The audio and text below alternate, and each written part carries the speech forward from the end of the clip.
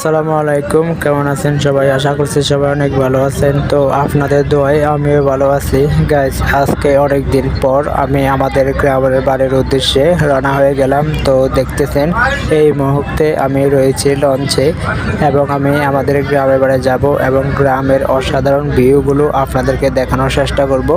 আর আপনাদের সাথে দেখা হচ্ছে আমাদের গ্রামের বাড়ি গিয়ে। তো ততক্ষণ সবাই ভালো থাকবেন।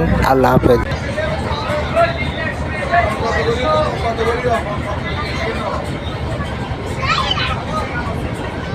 Dia tu dia naik